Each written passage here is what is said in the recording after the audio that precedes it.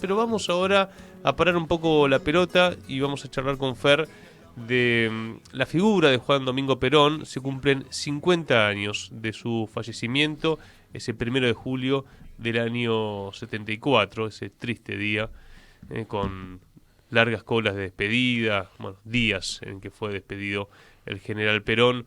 ¿Por dónde querés arrancar, Fer? Mirá, Perón es inabordable, con lo cual uno arranca por donde puede. Yo creo que hay que tratar siempre de escaparle al semblanteo que entre aquellos, los que habitamos el peronismo ni hablar, pero incluso quienes habitan el movimiento nacional sin referenciarse como peronistas, en alguna medida reconocen la hegemonía del peronismo y reconocen la figura o la centralidad política que en la Argentina tuvo ese movimiento histórico que nació el 17 de octubre del 45 y condicionó la construcción de cualquier instrumento popular en la Argentina a lo largo de nuestra historia. A mí, uno podría sentarse, llenar de elogios la figura, la persona, evocar tras la muerte su despedida como un reflejo del amor que significa un liderazgo con su pueblo y cómo se construye y cómo se forja y celebrar conquistas, pero me parece que en este tiempo histórico, si todo eso sucedió, ¿no? Si el peronismo fue un parteaguas en la historia política argentina, si Perón en su despedida zanjó contradicciones y edificó en su despedida un funeral que estaba a la altura del liderazgo que había ejercido, si nuestro pueblo realmente se apropió de esos días felices y empezó a edificar un programa que significara las razones y los motivos de ese pueblo, es porque el peronismo un día nació y un día irrumpió en la historia política argentina. ¿Y en qué momento irrumpió? Y a mí me parece que ahí no solamente uno podría, a mí me gusta la frase que apuestan a evocar lo poético y el romancero popular con el que uno reivindica los ciclos históricos, ¿no? El peronismo es un arma cargada de futuro para mí, eso no tengo duda, pero ese futuro está escrito por su vigencia política, no simplemente por una evocación poética de una idea. Y no solamente por la figura del general Perón, sino por su capacidad política para haber comprendido la dimensión de un tiempo histórico cuando le tocó ser el protagonista de la historia, que es el 17 de octubre de 1945. Y mira, hoy charlaba Úrsula y contaba, además de los padeceres de ella, que después de 13 años en el Estado se quedó sin laburo este fin de semana, pero seguramente en un rato, cuando el estúpido de Adorni haga su programa, vamos a ver una reivindicación de los despidos, ¿no? En el año 1931, en los arranques de esa década infame, Uriburu se paró frente a la UIA y se puso a celebrar los despidos en el Estado. El programa de contracción del Estado Nacional, allá en el año 30, con el que pretendía cerrar el irigoyenismo, y evocaba los despidos dentro de los ministerios del Estado, que habían arrimado así 16.500. Había traído la cita histórica, pero no vale la pena citarlo Uriburu, la verdad, tampoco era una luminaria en la historia política argentina, pero celebraba los 16.500 despidos dentro del Estado, celebraba el desmantelamiento de los ferrocarriles nacionales con 3.500 despidos que se habían materializado, y hablaba de empezar a la necesaria reducción del Estado para terminar con la hegemonía que provocaban los liderazgos como los de Irigoyen. Ese es un precedente natural en el año 31, para pensar qué pasó en la Revolución del 43, 12 años después. Tiempo después, ya concluida el interregno de Uriburu en el poder, llega la presidencia de Justo con la vicepresidencia de Roca. Es recontra interesante poder analizar, a la luz de Forja, ese irigoyenismo que todavía seguía reivindicándose, y empezó a hacer un cuestionamiento crítico y empezó a edificar la idea del estatuto legal del coloniaje en aquella crítica vertebrada contra el pacto Roca-Runciman, que se había materializado durante la presidencia de Justo por el heredero de Roca, por quien era vicepresidente de la República Argentina. Y no solamente Forja se dedicó fuertemente a cuestionar el estatuto legal del coloniaje, la simetría que el estatuto legal del coloniaje o las críticas que le vertía Forja a ese acuerdo que había celebrado Roca allá en Inglaterra con Runciman, no tienen nada que envidiarle a las que podríamos vertebrar aquí con relación al RIGI, que acaba de tener ya se acaba de transformar en ley en la Argentina. Decía Forja, nuestra América ofrece al mundo una nueva realidad extraordinaria, excepcional, con una idea de copia servil, de imitación no haremos nada. Decía en aquel momento, en relación con la evocación que se generaba o la celebración que se generaba en torno al pacto que se había reconocido con Inglaterra. Pero aquel Forja decía, vos hace poquito hiciste un rescate histórico de lo que Pueyrós decía en los años 60, en balance de qué había significado el peronismo. Pero fíjate lo que decía, cercano a los 40, Forja en su nacimiento, en el 42, en su nacimiento, por pluma de don Arturo Jaureche, que decía, se ha confundido la defensa de la soberanía en una crítica lacerante a la política, a esa clase política que había entrado en una crisis sistémica por negar los liderazgos populares de su historia. Y ellos desde el irigoyenismo empezaban a ver la necesidad de un nuevo emergente histórico en la Argentina. Decía, se ha confundido la defensa de la soberanía del pueblo con la defensa de las instituciones en que se apara el régimen para mantener esta normalidad institucional que ahora llaman democracia. La hostilidad del régimen, ahora y antes, consistió siempre en crear un aparato legal para canalizar la protesta del pueblo y después para su periodismo, su universidad y su escuela acostumbrar al pueblo despojado a reverenciar el aparato del despojo. El vigilante no está puesto para cuidar la libertad de los argentinos, sino para impedir que la libertad de los argentinos lastime los intereses de las finanzas. Decía Arturo Jaroche. Como descripción de aquel fraude patriótico, ¿no? Como descripción del fraude patriótico, pero también como crítica a lo que significaba la emergencia de Alvear en el proceso de despersonalización del radicalismo y de Irigoyen, pero en su idea de nosotros vamos a participar de esta década infame y del fraude patriótico como una fuerza auxiliar de las necesidades políticas de las finanzas en la Argentina. Había un interregno basado en un brutal ajuste, en un despido. Aquellos textos de Scalabrini y Ortiz, donde decía, claro, ustedes van a medir la desocupación a los hogares con los policías y le preguntan, ¿quién de ustedes es un vago? Y la gente, como tiene miedo de ir presa, le responde a ustedes de que está trabajando. Ustedes están defraudando a la nación, condenando a la Argentina a vivir en la desocupación, en la miseria. Ese país necesitaba una respuesta política. Y esa respuesta política empezó a escribirse con una marea de contradicciones en el año 43. Quien mejor interpretó las necesidades políticas de su tiempo fue el general Perón, que terminó encarcelado por sus propios camaradas de armas con el que habían iniciado la revolución del 43.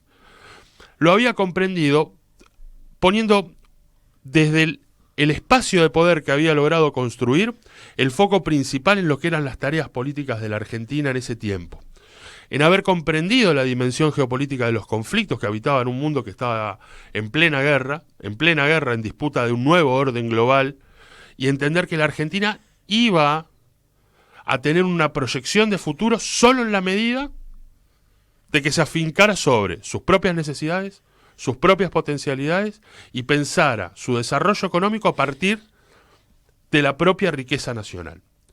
Y comprendió que los que fabrican la riqueza no son los dueños de las finanzas, no eran los Rothschild, no eran los Rockefeller, sino que eran los trabajadores. Y desde la Secretaría de Previsión empezó a elegir un tiempo distinto.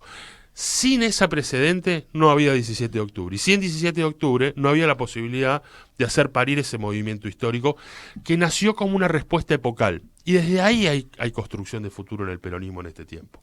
Más allá de los nombres, más allá de las personas, más allá de los liderazgos que hoy aparecen cuestionados, aparecen por lo menos agregando en el horizonte de las constelaciones electorales. Mirá, vuelvo a Forja. Decía, democracia y electoralismo no son términos equivalentes, y sí muchas veces incompatibles. Porque la frase es muy buena. Democracia y electoralismo no son términos equivalentes, y sí muchas veces incompatibles, porque el voto es solo un medio, no un fin. el medio para expresar la voluntad del pueblo cuando existe el mecanismo legal de la democracia. Pero cuando este no existe, no queda excluida la democracia, pues el pueblo tiene otros medios de expresión, la huelga, la movilización, la insurrección. La cosa es sencilla, se nos quiere hacer pasar por democracia el mantenimiento del Parlamento, la justicia, las instituciones. En una palabra, lo formal que el régimen maneja. Para nosotros democracia es el gobierno del pueblo. Y sin Parlamento, con o sin jueces, si el pueblo no gobierna, las instituciones no son más que alcahuetes de la entrega.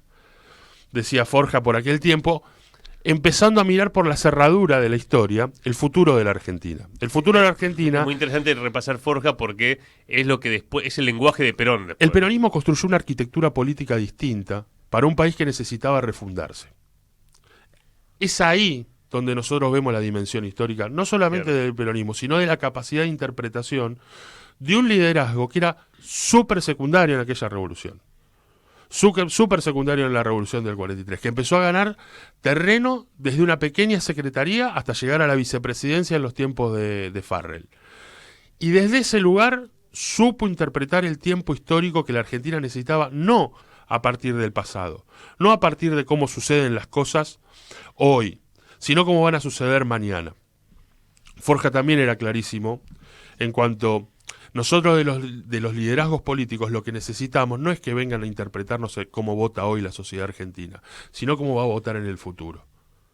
Es absolutamente determinante que nosotros empecemos a pensar que la Argentina necesita una arquitectura política distinta y que esa arquitectura política se construye con liderazgos que surgen de procesos tumultuosos, contradictorios, pero fundamentalmente en tiempos de crisis, como emergencia de un nuevo tiempo. Y desde ahí el peronismo tiene muchísima agenda de futuro. Tiene mucho para pensar en términos de los desafíos de la Argentina.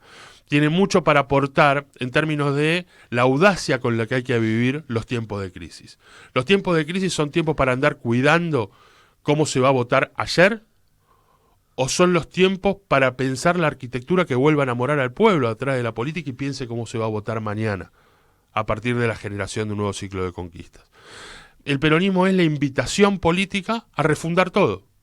Agarrar la Constitución del 94, surgida con las correlaciones de fuerza del Consenso de Washington, tirarla a la basura, como hay que tirar a la basura el Pacto de Mayo que ofrece Javier Milei, y empezar a pensar una nueva fundación de una república en la Argentina, porque la que va, no va más.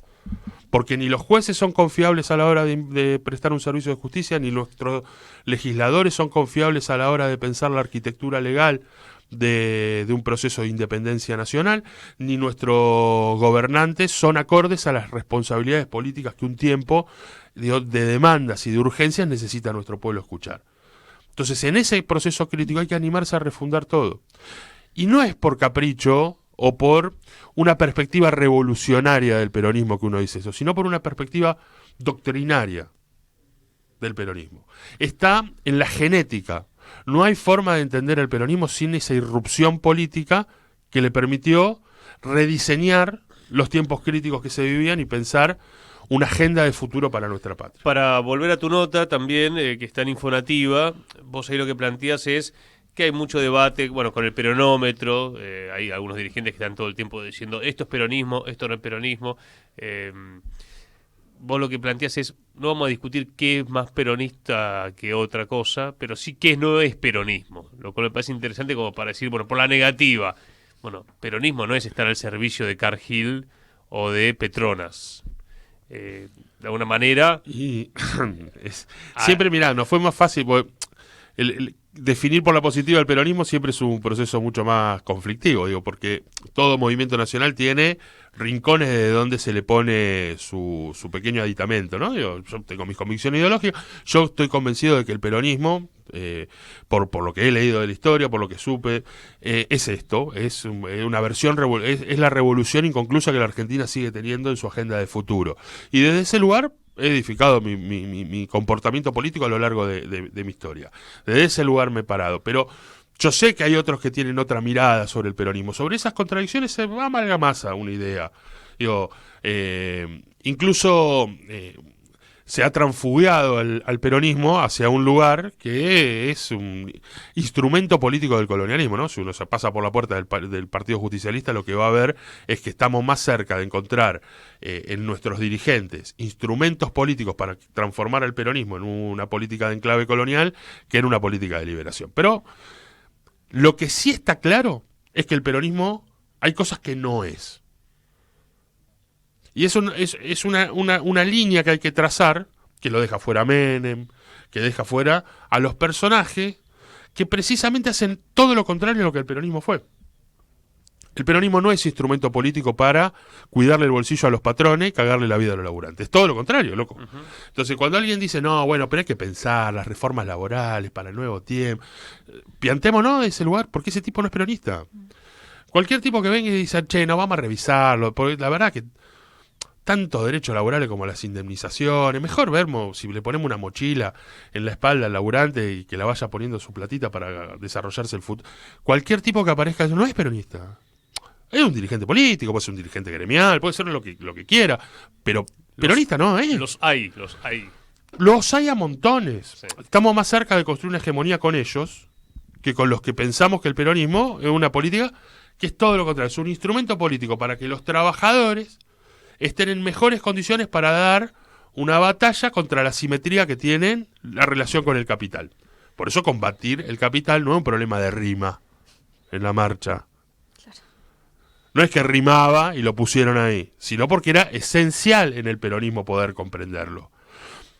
El segundo aspecto es que el peronismo no es un instrumento para que las grandes potencias satisfagan sus necesidades geopolíticas a costa de la riqueza nacional. Es todo lo contrario. Es exactamente lo contrario.